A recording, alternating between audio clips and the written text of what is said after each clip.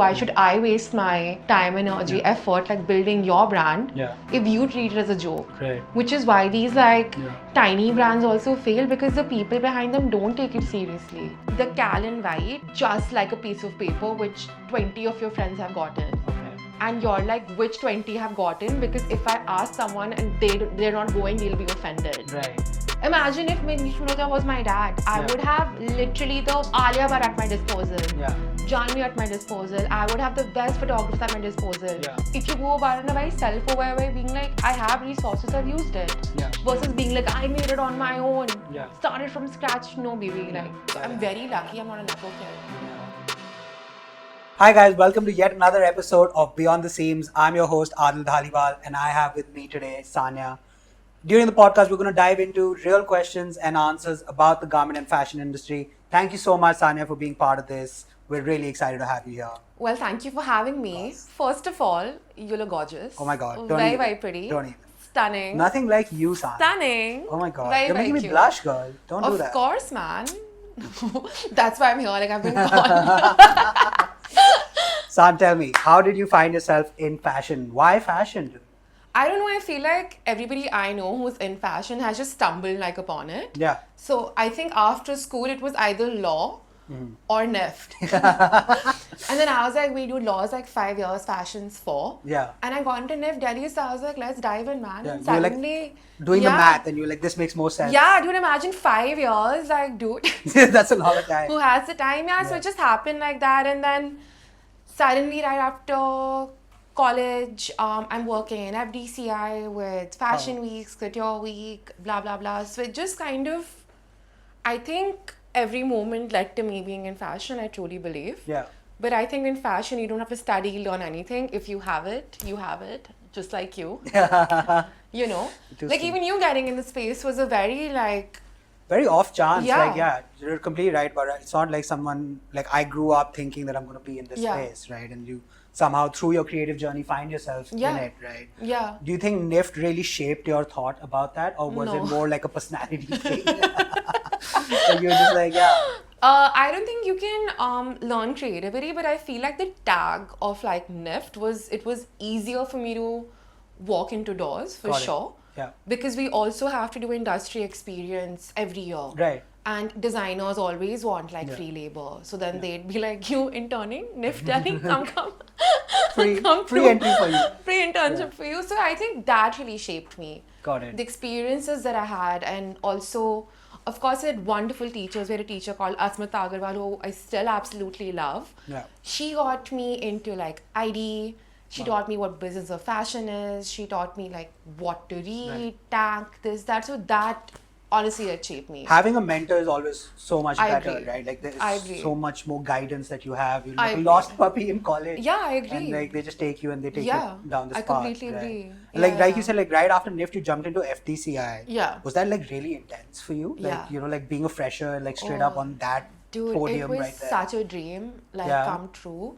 So they only have very limited spots. Yeah, of course. And they have a team of 5 people and they take like a couple of interns before Fashion Week. But if you want to work like all year round, like you have to really prove your worth. So I feel the 3 years were just Proving me. yourself. Yeah. I was so deep into it. I didn't really care about anything else. Like all I wanted was to be good in that space because I think with FDCI you'll always trickle down. Like I didn't, even when I started Nevermind, I didn't have, like my first shoot ever for Nevermind was Amit Agarwal. Yeah. Like normally anybody that you will talk will be like, hey, let me like trickle up, build my portfolio. Then I'd hit up like couture designers. I was like, nah, top to top. I was like, if he can trust me, you better trust me. Yeah. So yeah, I think I was very fortunate that way. Very cool. To have that. Yeah. So, you know, if someone's starting out in this space, Yeah. let's say, what would you suggest to them? Like, how do they go about it? Is that internship at FDCI really important? Like, for them to be able to get that credibility? Or do you think there are other avenues as well? So I was in fashion communication, which has nothing to do with design. Okay. 9 of other courses normally in fashion will be like textile, leather, knit. Right. So whoever's the best in your space, you need to go with them. I would always suggest that. Yeah. If that is not a possibility, build your own portfolio, have your own creativity, collaborate to any extent you can. Yeah. Don't be like, hey, like this isn't paid, this isn't this, this isn't that. Collaborate with anybody and everybody. I think there's like this But- this barrier to break apart, right? Where Right. you're just a little more like reserved and you're shy to like maybe put yourself out there. Yeah.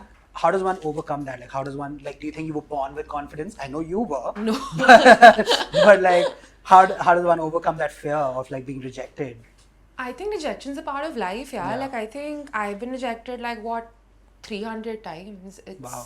You just don't look. I mean, I think we were trained a little bit more, right? Like we were told that if you send out 50 things, one will come back. Right. So the other 49, if we start counting, It adds up. yeah. Yeah. So I just don't think you're supposed to count them. Yeah. If you're shy, this and that, but like be shy at home. Yeah. You can't do that at work. Can't Like do you that. have to, in a way, like build your own self. And if you are in a collaborative space, Huh. till you don't find your own voice, you need to work with people. And if you're the kind of person who already has a voice since the beginning, like I'm sure you've met so many designers who just know what they want before even studying, say, fashion, being a part of the space, because they know their vision. Yeah. So if you have that, you run with it. In case you don't, you build it. Right. And as you build that, your confidence builds. Very well said. Yeah. We definitely obviously touched upon your journey through FDCI, right? But of course, there's a lot of brands who aspire to work with FDCI, be on their platform. How does one go about that, like as a brand owner? So when I was working with FDCI, Lakme and FDCI were very different organizations. Yeah. If you notice now, they won. Yeah. So FDCI is a non-profit organization. Lakme, of course, is Lakme. Yeah. So,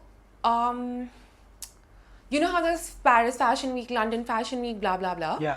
India Fashion Week is also a part of that. Right. Lakme wasn't. Right. Lakme was just a show that would happen commercially. Yeah. FDCI would fall in that category of trickling down. Got it. So to be a part of FDCI, what you have to do is become a member. There are different categories of designers. Minimum that you can come in is when you've had a brand for 3 years. Right. They have a biannual jury. You submit your work, submit your things, collections, designs. Got it. And a very, very sick, well-curated jury will see if you can be a part of it this year or later. Right. Lakme there's a different way as a younger brand. You have Gen Next or Rise or anything that you can collaborate with them on. I'm sure you've noticed their morning shows. Yes. In which they have 5 designers instead of just one. Right. You be a part of that. Yeah. You start there. Yeah. You also submit your portfolio for that. Yeah.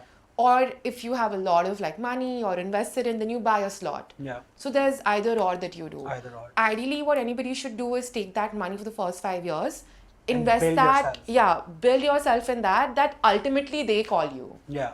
Like that's when you know you're like doing well. you, like, when made it, like, like you know you're doing well if Yeah. they're like, hey, come to a show with me. For example, a couple of years back, they did a street wear thing, jaywalking, 656. Right.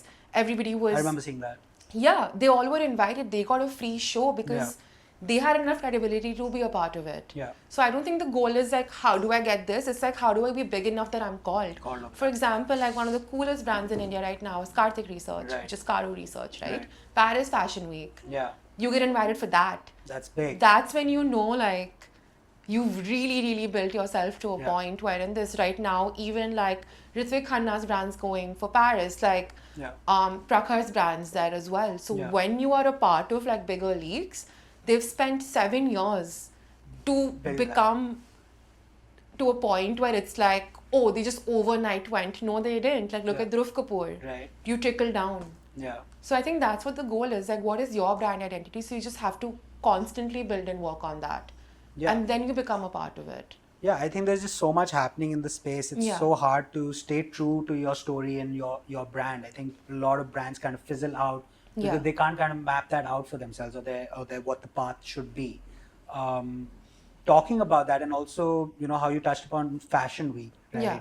Of course, Indian Fashion Week is also up and coming. It's already such a big platform. Do you think there's a lot of Western influence coming into that Fashion Week, or do you think we have our own visual identity there? I think the point of Fashion Week is not the showcasing, but the buying that happens. Any Fashion Week, you have your shows, but those shows are quite literally in the buying space where international buyers and buying houses come to place orders. Right. That is the whole point of Fashion Week, to connect it.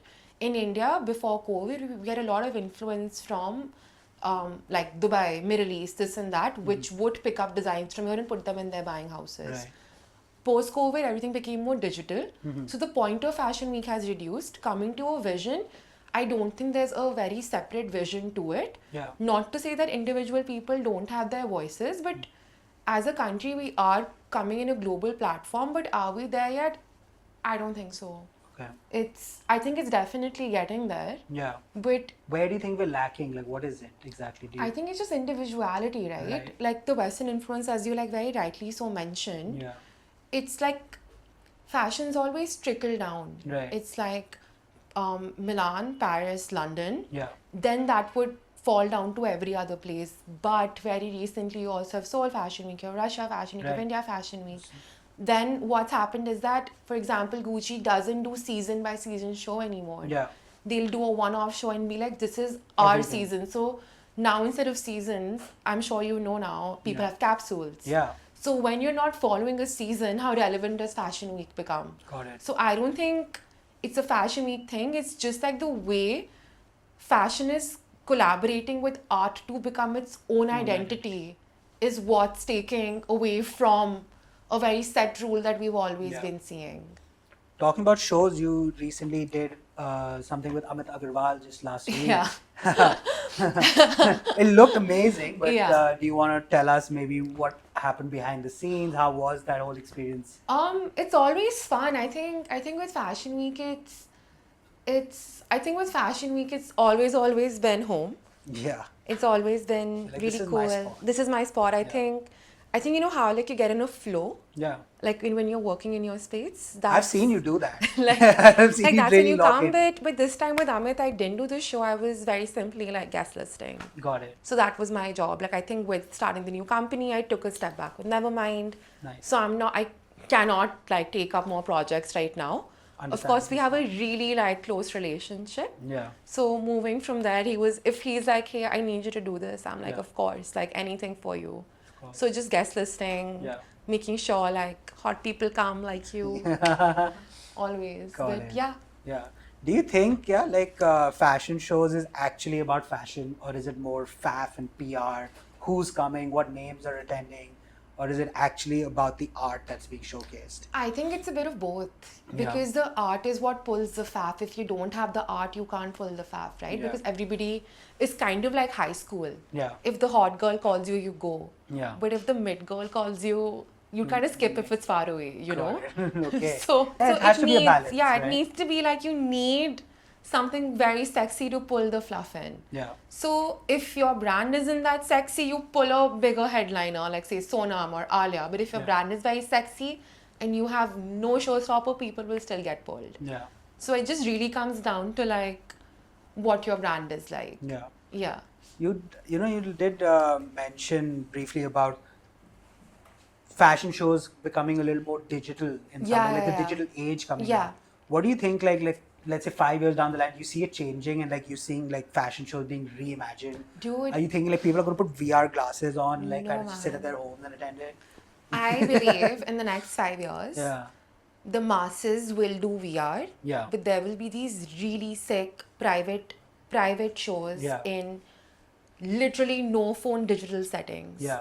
Wherein like just somewhere so random, the top 1% buyers will be called, and the display will be for them. And the massy things will keep on continuing. If there's some AI digital characters, that, whatever works out, very massy to like kind of go with the flow. But the real deal would always be like a very separate private event, as fashion initially started with. Yeah. I think it's like coming full circle in some way. It is coming full circle like for a sure. lot of trends also coming back. Yeah, like I'm forgetting which brand, but like this one brand like invited people for their show for like Paris Fashion Week with a close friend story. Oh wow. Yeah. Okay, that's really cool. It's very, very cool because you don't want it mass. Yeah. So now you want it to be exclusive. Yeah. So you now imagine like the Callan White is literally just like a piece of paper which 20 of your friends have gotten. Okay. And you're like, which 20 have gotten? Because if I ask someone and they're not going, they'll be offended. Right. So it's such a secret event that you will just need to be a part of it. And if you're not a part of it, you're not it. Yeah. And that exclusivity, Yeah. because fashion became so inclusive for literally everybody, because digitalization of it completely made it mass. Yeah. So now it's coming back to that to exclusivity concept, Yeah. I feel. I don't even think we need to wait 5 years. I think it's already like... It's happening very low-key, but it's going to convert to more like PR-centric later. Yeah. Like, it'll literally be like a sound healing session with like fashion shows walking. Yeah. Because, I think different forms of art Yeah. and like healing will become part of this Yeah, entire... like, 100%. Like, Yeah.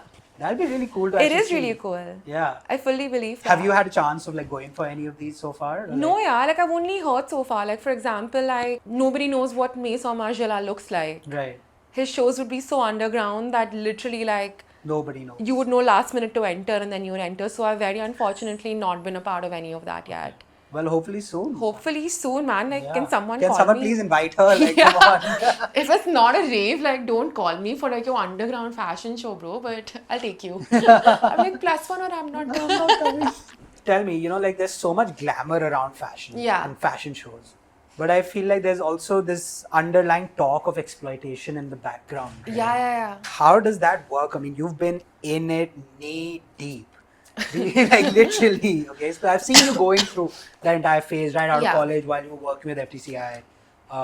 What are your thoughts about that? Like, is it all glamour? What's happening in the back? And I think in terms of exploitation, if I'm being very honest, with the rise of social media, in my experience, has been very, very less. Of course, work labor is exploited everywhere. Yeah. Like, you underpay because jobs are lesser. Like, if you're a bigger designer, you know they'll come to you for free, so why would you pay them? If you're a smaller designer, you know that you'll have to pay more for a better resource to come to you. Yeah. So I think that is definitely there. Yeah. But what we used to hear about fashion being dirty, that's not something I've honestly experienced or dealt with. Right. I think I've dealt with that way more in G20 with sleazy uncles than I have in fashion. Oh God. If I'm being very, very honest, like I've not felt unsafe in my fashion world at all. Maybe also that's my experience, to not take away from the privilege that I've come from. Right. Considering that I'm from Delhi and I'm working in Delhi. I have a car to pick me up, drop me back. Right. I've not experienced like a woman going for a shoot at 4 in the morning. Right.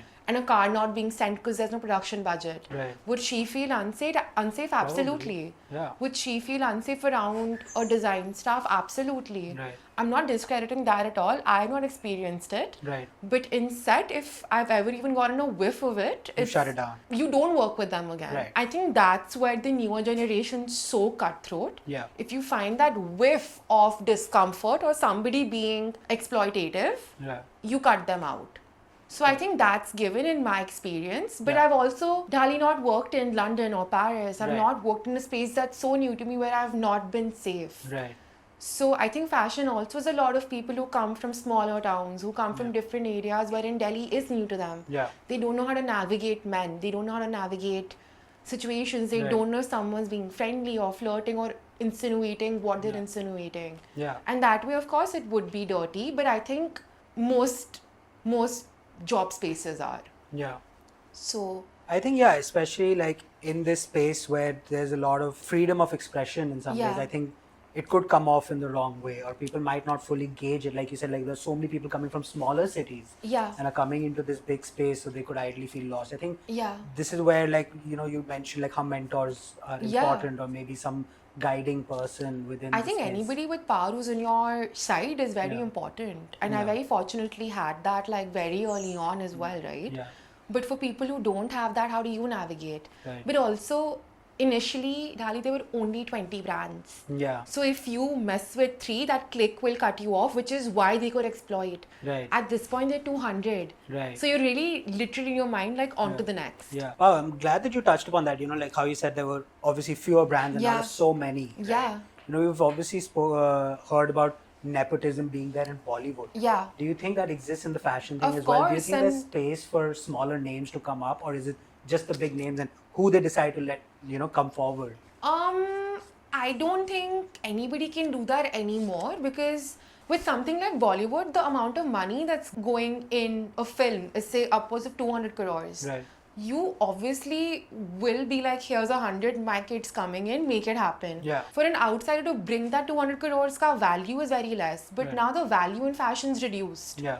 One collection shoot, which is worth, say, 30 lakhs, you can put your kid in. Yeah. 100%. But if your kid doesn't do well or that kid doesn't perform constantly, you can't force more than 5 brands to put your kid in, right? Right. If they want to be a model, this and that. But of course, that entryway and that security that I mentioned is very easy. Yeah. But if that kid does not have a good vision, your brand will fail. Right. Not now, but the chances that they'll get will be way higher. So that ratio of getting chances for somebody with the staying power of that wealth brings in. Yeah. That in a way, nepotism, sure, it's you're gonna get 50 more chances. Yeah. But a newcomer, would you only come with like maximum like a loan of 10 lakhs? Right. And in 10 lakhs, how can you run a company for more than a year? Yeah. So Not even. yeah, not even. Yeah. So One if- collection. Yeah, so if almost your done. collection doesn't perform, you're out. Yeah. But whereas if you're a nepo kid and you have literally karigars, designers, social media people, a name backing you up, you can fuck up at least 20 collections Yeah. till like you make You it. keep trying. Yes. You keep trying. And Till like- you find your voice. Right. So that staying power, I feel, is a hundo given. Right. So there's obviously some benefit. Like any industry, you want to make it. Like you said, you need money. right? Yeah. And especially in Money, fashion, connections, power. need to open doors. Yeah. Imagine if Manish Malhotra was my dad. I Yeah. would have literally the Alia Bhatt at my disposal. Yeah. Janvi at my disposal. I would have the best photographers at my disposal. Yeah. Best characters in this game. I'd have 8 stores. Yeah. How the probability of me failing, Is a lot lower. way lower. Yeah. And that's fair, right? Because Yeah. that's my dad. Yeah. Yeah. That would be pretty awesome. Yeah, dude. Like, I think, what do you feel about nepotism? Like, are you pro or against? I think, like you said, I think it definitely has a part to play in it. Yeah. I think if someone is trying to enter a new space, Yeah. having, like we touched upon it in our previous conversation, but a guiding force, right? Yeah. Someone who can tell you what's right, what's not, Yeah. where to go, what to do, trying to map out your every next step so you don't Yeah. trip and fall, right? Yeah. That obviously tilts the odds in your favor, right? But it doesn't necessarily guarantee success. Like your product also needs to speak for itself along with that. But you got your mentor yourself. Nepotism you're born into. Yeah, of course. Mentor is something that you find. Now, it could either be a relative or someone from your family, or you go out like a lost puppy and find yourself. Yeah. one, right? But in the end of the day, it is what helps tilt the scales in your Yeah. favor, right? Yeah. But again, touching back upon that you said that the designs have to speak for themselves. 'Cause Yeah. there's so much happening out there, and Yeah. there's such a big digital space. You know what everyone is doing, and Yeah. you know what people are doing in international countries as well. It's not like Yeah. you're in a little bubble. Now the bubble has gotten so much larger. Yeah. Right? So you can't bullshit your way throughout. Yeah, you know? yeah. Like you said, you can maybe fail a couple of collections, but at some point you need to hit the nail on the head. Yeah. Right? So I think it's a short-lived journey, if anything. Yeah. And at that point, you have to prove your mettle within that, right? Yeah. Some people will have more than one chance, and some people will have less than that. Yeah. I just feel like it's very normal to use all your resources Yeah. to get your And dreams you should. true. One should. Right? I believe Why in not? that. I feel like to feel guilty because you have resources which other people don't is a very natural feeling Yeah. to have. But I think we forget that even they're using their best resources to reach that point. I think you should feel guilty for not using these I agree. resources. Like if Yeah. you're not using what you have at your disposal to make yourself successful, Yeah. then you're probably going about it wrong. Yeah, but I think that's where it's a little sensitive also, right? Because it's very difficult to be like, I think if you go about it in a very self-aware way, being like, I have resources, I've used it. Yeah. Versus being like, I made it on my own. Yeah. Started from scratch. No, baby, Yeah. like, you didn't. Yeah. It's okay. Yeah. As long as you're aware of it, Yeah. I think it works out. Do you think there is pressure being a nepo kid that you have to perform in a certain way? Like I know, like Shah Rukh Khan recently launched his son. Yeah. Hard launch. Yeah. But do you think there's a lot of pressure on it, or like you think it's fine? Think there's a lot of pressure on it, but also that's your world that you've grown up in, right? So you like understand don't we have pressure to perform well for our uncle aunties to be like, oh, your kid is actually cool. Yeah. I think it's the same for them, but their they uncle come aunt. proud of you. Yeah, like, That's what we just try to because hear. their uncle aunties are Salman Khan and all, you know. Like, yeah, I think pressure is with everybody, but it also comes with so much of a backlash. Yeah, dude, Yeah. imagine our teenage awkward years Yeah. being spoken about by millions of people. Yeah. I would have body dysmorphia pro max. Like, I Yeah. wouldn't be able to survive it at all. So, Yeah. I'm very lucky I'm not a nepo kid. Yeah. I- Dude, I cry myself to sleep. Yeah, imagine Yeah. someone being like, oh, her mom's so hot, she's like, like, kaisi na ke iski. Oh my god. like, को इसको. Yeah. It's a Imagine lot, what they yeah. go through, actually. Yeah. So I think there's like a flip coin to everything. Yeah. Of course they have pressure, but the benefits always out. I mean, it eases out. Yeah. Yeah. So I think it's fair. Yeah. You mentioned names like Janhvi Kapoor, Alia Bhatt at your disposal. Do you think like celebrity showstoppers still come from Bollywood, or do you think with the new influencer age that we're kind of going through, do you think you see that shift coming? Do you see a lot more, let's say, Instagram influencers being the front of certain brands, or not yet? I do see it, but I also feel like that's because in terms of just number conversions, a brand will only get an influencer if A, they can't afford an A-list celebrity, or the influencer is an A-list in terms of conversions of that of a A-list celebrity. Right. It's very simple. For example, Deepa Khosla. Right. She's an influencer turned businesswoman. Yeah. Is she going to get you the same conversions as an A-lister like Janhvi Kapoor? Yeah. That only the numbers can tell, right? Like you need to see that. Yeah. But if it's like an influencer who nobody knows, if the brand probably couldn't afford like a celebrity to come walk in, which is also fair. Yeah. But I do see that openness for sure. Like you know of these influencers because they're known now. You hear a lot about, there's a lot of weightage given on like the story behind a brand, and like what are people talking about. I feel like personally I've seen like people relate more to real faces rather than the A-list celebrities. Like I think it gives more depth to the brand in some ways. Like A-list, like it's like paisa tha, to hire kar liya, like you have them at your disposal. I mean, but like what if you build a story around people who actually resonate with the brand, or like something that they're putting out there in their content and speaks that value that you're trying to portray? I think it comes down to your brand's authenticity, right? Like, is your brand the kind of brand that you want to be massy? Are you authentically massy? Then get like an A-list celebrity, right? If your brand's authenticity comes from like your story, put your story out there. For example, a brand like Rasta, which is from Pakistan and London, I think top level storytelling. You see Gully Labs, top level, like I think Gully Labs, the storytelling, stunning, cool. Very, very cool. If you see their storytelling and the way they've done it, they do not need a brand rep. Because their story is strong enough. But for example, if I'm building something like a conglomerate like Myntra or their brands, I need an A-lister. Depends on what your brand story is. I don't think there's a correct way of like going about it. But having said that, would any of them say no to an A-lister being like, hey, I want to like be a part of it? Absolutely not. They'd be like, bro. Janhvi, like, I want a model. Like, man. Get out, bro. Go home. We don't believe. No shade on Janhvi Kapoor. I think she's very hot. Yeah, if you can ever like work with Dhali for Nomh, like, come now. Come. Can be very hot. But that's what I'm saying, right? Like your brand's entire ethos comes from its textiles, which is in terms of like where it's come from, your storytelling, what your brand values start for. You're also so intentional about the brands that you work with.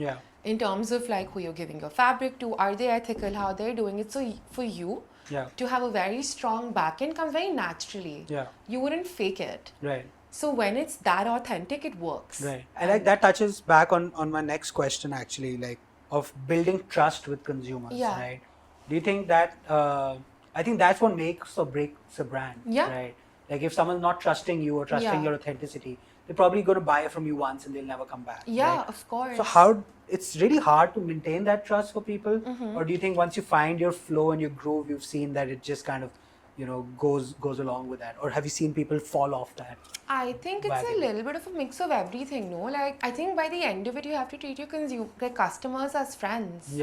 Like, how consistently have you shown up for me as a friend over the last, like, 15 years that I've known you? Like, every time, like, we've spoken, it's been a very intentional, honest conversation. If you're doing something, it's put out. If you're not, that's also showcased. And I think that just translates back to your consumers as well. If you've made a mistake, be like, hey, we tried doing this, it didn't work out. But how can we make it better? And that's just about it. And I think everybody at this point can like feel if you're being authentic or not. For example, if your clothes are getting made in a factory where you're literally not even paying your labor well. And then you're like, it is handmade and this and that, embroidered. Sustainable, bro. Like, who are you sustaining besides like your Euro trip, man? Like what's going on? Dude. So that way it's a cycle that you need to be very intentional about. I think sustainability is a lie.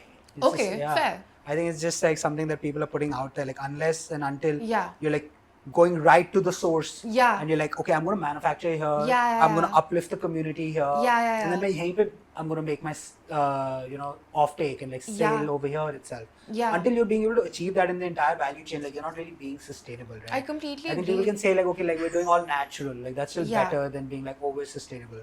It's only that Euro trip that counts. Yeah, dude, it's like a Birkin or go home, bro. Like Birkin or go home. Yeah, dude, I mean, I've also met people like along my journey and I've had to say no to a lot of clients because they wouldn't ever put their brands first. Right. For example, it's like a shoot would cost 5 lakhs. She's like, oh my god, that's so much. And the next thing I'm like, bro, you're in a yacht buying a Birkin, like... Chill. Like, are you okay? Yeah. Like, if you don't respect your brand enough to put your brand first like a baby, then how can anybody else put your brand first? Which is why it's not going to work. Yeah. It's just simply not going to, like, your brand will not work. So why should I waste my time, energy, effort, like building your brand if you treat it as a joke? Right. Which is why these like tiny brands also fail because the people behind them don't take it seriously. San, tell me, so what do you think about creativity in the space? Do you think copy for copy is a thing of the future, or like do you think we're going to come back to creativity at some point? I think every single thing is a copy for copy. Okay. And everything trickles down, and that's a very fair situation. Yeah. I don't, like, how do you establish an original thought is a real question, which I would like to ask you. Like, what do you think is an original thought? I am in agreement with you. Yeah. I think like, the creativity aspect has kind of dialed down a little bit. I think it's a lot to do with learning from what other people have done, kind of embracing that, embodying that in a different form, adding a little bit of your masti to it, and then kind of putting it out there. I don't think there is actually a true original thought, or let's say a true original piece that maybe has never happened before. No, I agree, because if you think about it, there's nothing called free will. Yeah. Everything that you know and everything that you see is going to always be a mix of like how you've grown up culturally, like your economic your background. So technically, there's nothing called an original thought. It's very possible that you and I have the same thought in two different ways. Just because I did it before you, does my thought become more original than yours? Not really. Exactly. Right. So I feel like creativity is an entire spectrum. Yeah. Also, there's an entire situation which comes is that if something is very, very cool. Yeah. Like, for example, do you remember Zuzus? The Airtel Zuzus. Yeah, okay. And then Zuzus became like a thing, like a brand. And then suddenly you'd see it collaborating with different brands. And then suddenly after 6 months, you'd see it in Sarojini. Yeah. So now it's like the access of an original thought will be with the people who can afford it. Yeah. But ultimately it trickles down. Yeah. Like, for example, those chokers that you would also see initially started at Fashion Week with chokers. Like Vivienne Westwood, right? And then it comes to Janpat after like a year and a half. Yeah. That's because it gets copied at a higher level. Yeah. Upper mid, low, and then low. Yeah. But by the time it's reached that level, the people who would wear it a year and a half back don't. Yeah. So I think it's fair enough, right? I think access to things that are fashionable should be to everybody.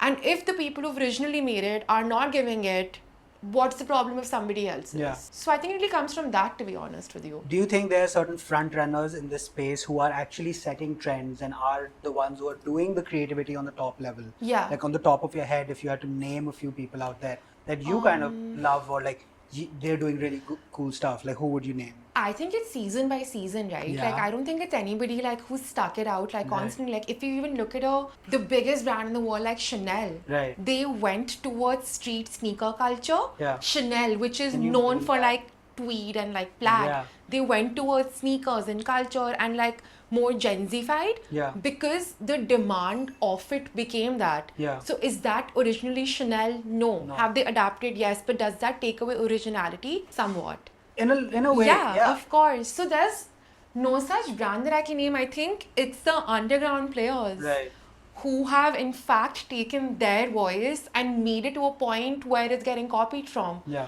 So there was this like the Bible of where trend forecasting is this thing called WGSN. Right. So in WGSN, initially everything would be from bigger brands, which they would do in the next couple of seasons. Yeah. Now the images that you see in WGSN are all micro-influencers. Right. Because those are the cool kids that other brands want to be like. Yes.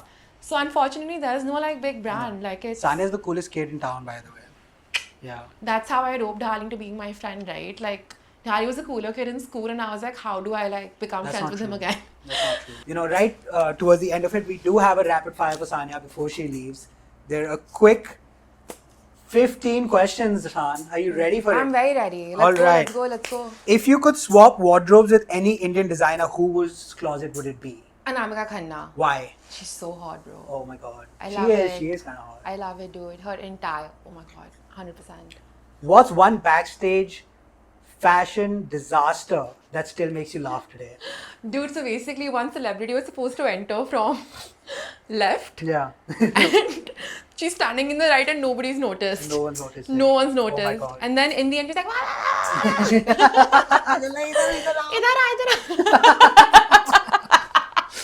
In the most professional way. in the most professional way. Of course. Very of professional course. way.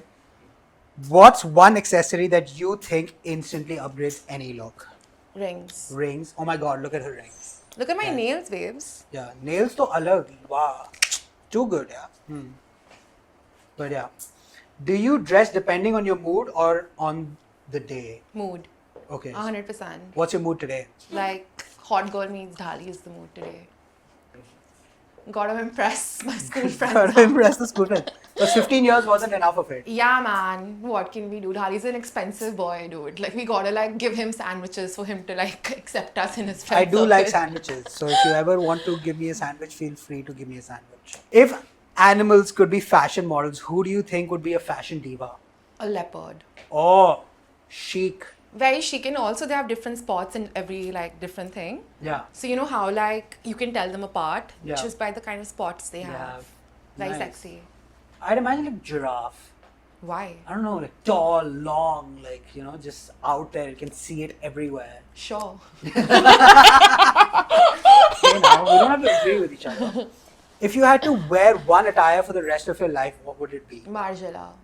But that's a company or a brand. Dude, I would literally Just wear... like embody her. Dude, basically, Margiela Yeah. did a collaboration with Reebok very recently, and they had like red shoes. You know Yeah. the ones that you see of Yeah, mine yeah, with the yeah. hooves one? Yeah.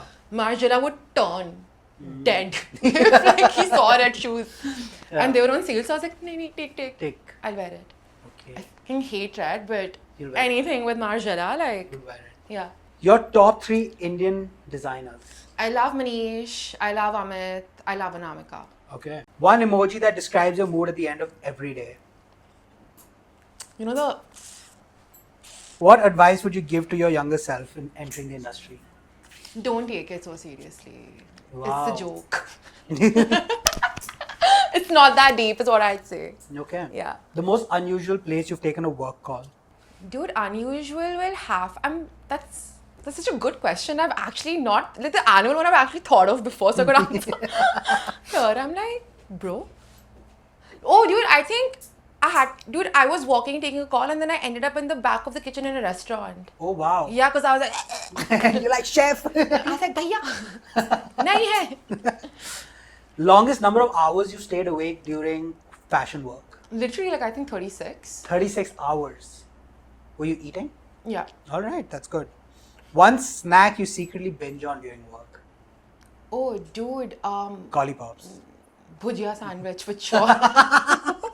And I am the one who's like, sasta. Bhujia sandwich with? Like cheese and bhujia and sauce. And sauce. Yeah, like, it's a thing. Yes. I'm so sorry, fucking pastrami. Bro, only caviar. I don't know what pastrami is. One celebrity that you would really love to work with? Ishan Khattar. Ooh, he's So hot. He's pretty hot. So hot. All right, that's it. That's a wrap. Okay, bye. Bye.